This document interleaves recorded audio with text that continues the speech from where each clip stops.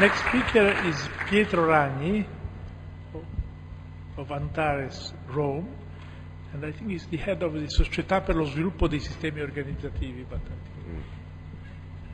Thank you. please.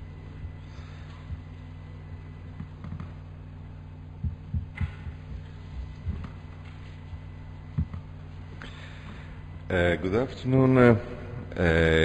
Within CETRA project, which was launched by an idea of Roberto about 6-7 years ago, and then we work together on this that at that time seems to be a bit exoteric idea. Indeed, when we presented our first proposal, it was not approved, so we have to re-present the proposal, and then at that time it was approved. Within this project that now is going to the end, I have the task to underline the things related to the training activities, the training dimension.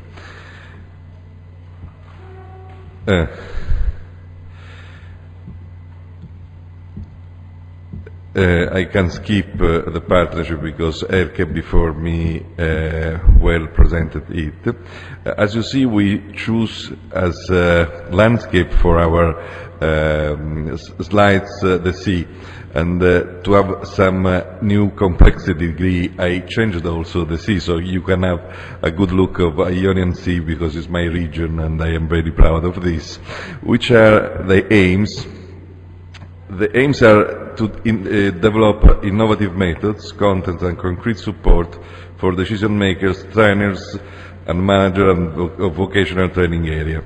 So the new idea, the novel idea in this project is not only to go forward in the study of complexity, but to applicate, to use these complexity systems in normal training.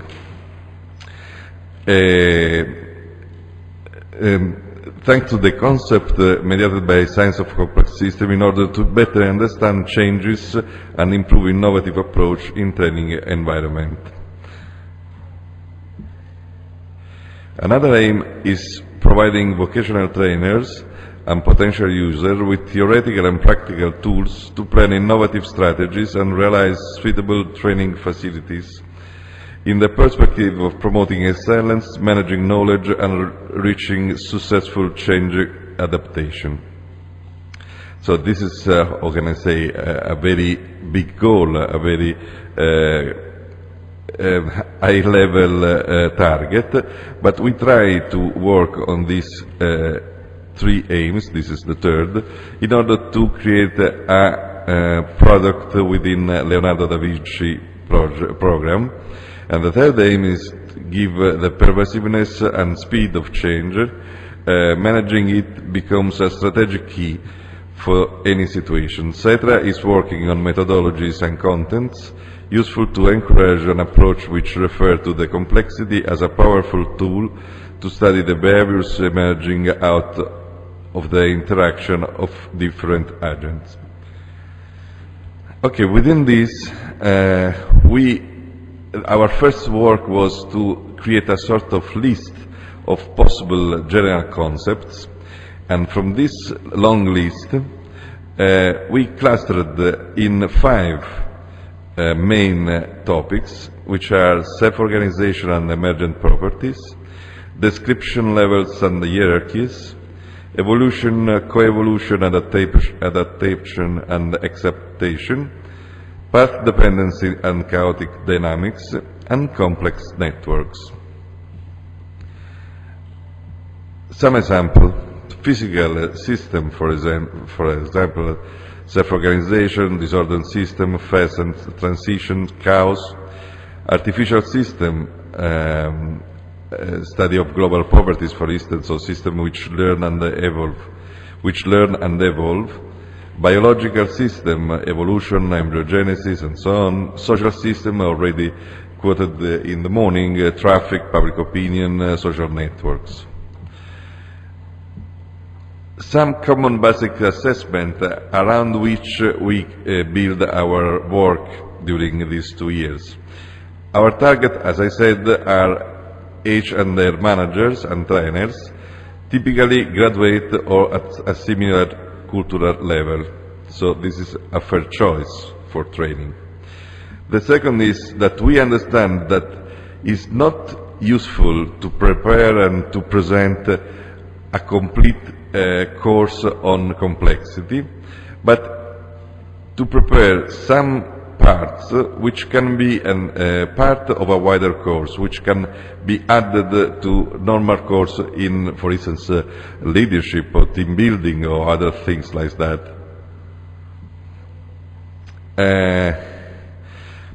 Then another basic assessment is to look behind the often rigid framework of the management literature, because there are a sort of fashion in the literature, and the effort we have to do is to go on this kind of fashion and to be a little more open mind. Then we decide to focus our attention on network. Within the 5 areas we choose network, because it was one of the area much interesting for all the common used training courses. Concepts which will be taken as known include feedback and information. A particular care will be devoted to the 2 possible cultures, like scientists and humanists. So one cluster from these 5, and our target, as I said, networks. Many complex systems lend themselves to a network graph representation. Elements are nodes of the networks. Interactions are represented by arcs, which can be directed from A to B, or may be bidirectional. For example, in a dynamic system, the nodes represent the variables, and there is an arc from X to Y if X appears in the equation for Y. Some example: the screenshot of a 3D model of the BNS network, which connects universities and labs in the US. The 3D hyperbolic graphs of internet topology. The physical interaction among nuclear proteins in yeast. A social network, and this the last one was used by Elke when she prepared the slide about our CETRA network. Characteristic, I think all of us, we know the behavior of the system depends upon the process which occur at the nodes and the reciprocal influences. Some features seems to depend mostly upon the topology of the connection. There are few typical topologies which can be found in most real networks: regular lattice, random graphs, small words. And today we listen something about that. Many real networks show nodes with very high connectivity, so-called hubs, while the majority has a low connectivity. For instance, the Internet has a lot of hubs. Just in the morning we quoted, for instance, YouTube or Google or Yahoo, which are for sure hubs. Transportation, like air transportation, has hub. In Italy, we hope it was Milan, Malpensa, but I don't know if it works. Hubs allow a better spread of signal, information, disease, but they are very fragile if directly attacked. The distribution of connectivities follows a power law, mainly due to the preferential attachment. Another thing we have briefly studied in our CETRA work was redundancy versus degeneracy. Is it possible to start from a point and to get the final point using 2 different strategies? The first one, the redundancy, achieves robustness by replicating important functions.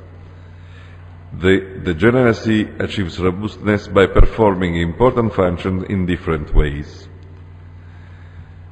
Of course, in the world we can find natural or artificial system which choose one of the other. For instance, degeneracy is the neural networks or the genetic networks,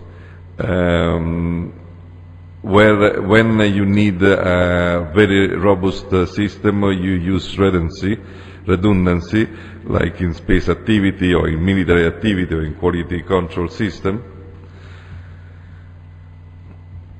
Some ideas for the analytic phase.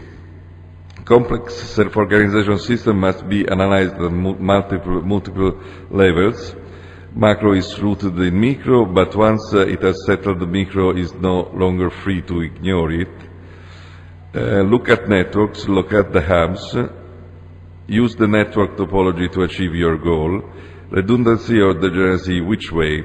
This can be some ideas which you can present within training activity, also not directly connected with the complexity system. Some achievements we have got are, during case studies, few know complex system. We can say also very few people know that.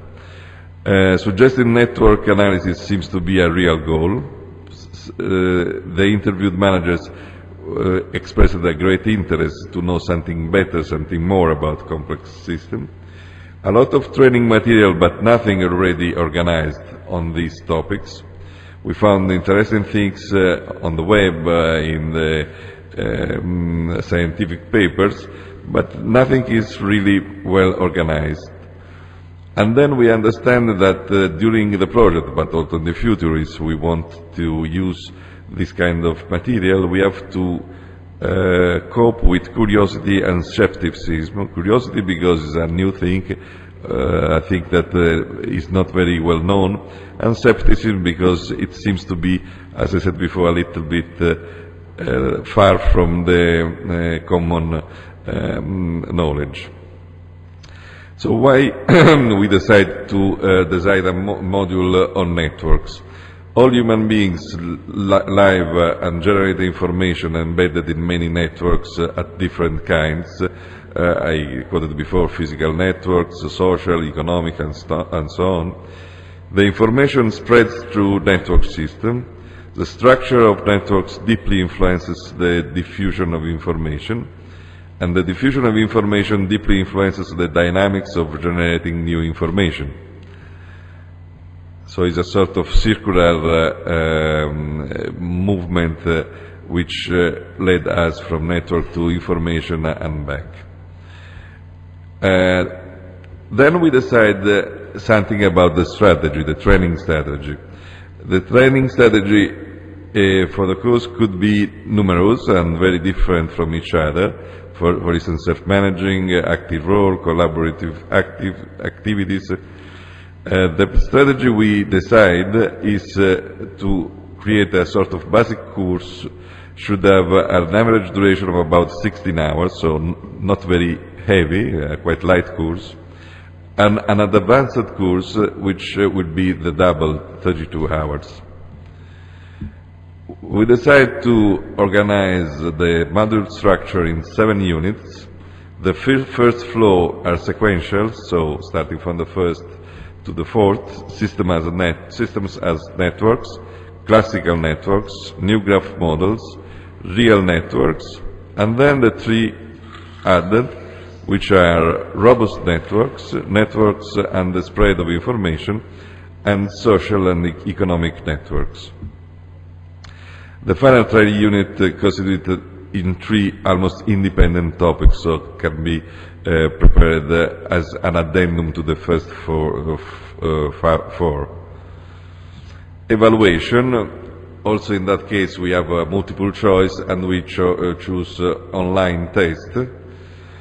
And the test must be presented at the end of each unit and at the end of the whole module. So this is the training suggestion which exit from our project.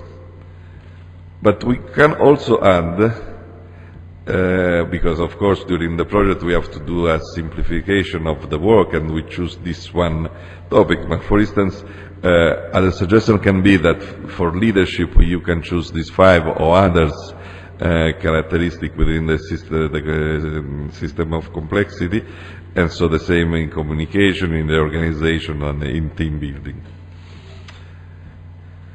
Okay, now just near to the end, and one thing I'd like to end with a smile, a basic question.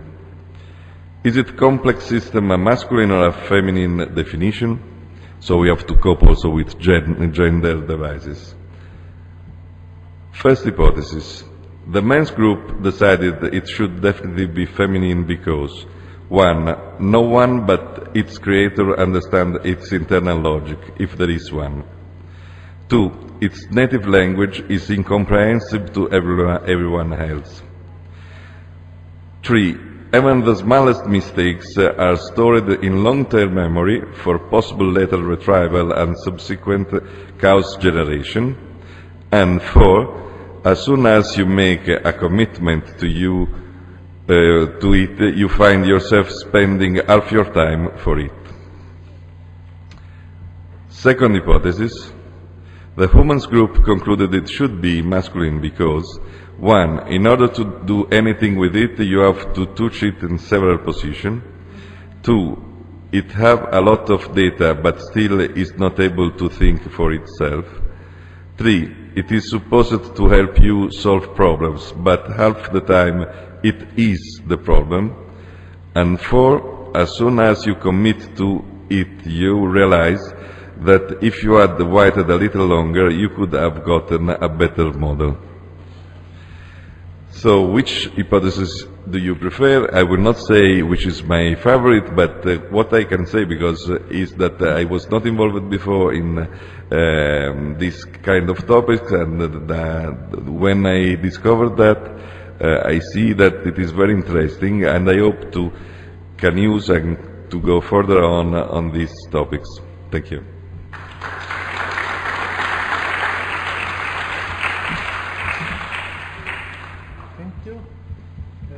Questions? Hypothesis? Perhaps. Can you comment a little bit? Can you comment? It's not really a question. It's opening something more. One more slide. So, can you comment a bit on the results of the evaluation of the module which have been performed in the project? Yes. The project was done during these 2 years in order to arrive to a concrete result. I think one of the results is this meeting. The second one is the book. The third one is also the course you are launching here in Reggio Emilia. For the evaluation, we have prepared a test which was tested in the four of the countries of the partnership, and I think that also if we have had a different level of answer and results, it seems it is a good tool. Can be better. We can work to do it better, but it's not bad. We can go on. I was just wondering why you are not asking. I just couldn't resist it. There must be a third hypothesis, which is the transgender hypothesis. A bit of both. There's a bit of that, and that's what makes it complex. Too complex for me, so I remain only in the two biological positions. Okay, thank you.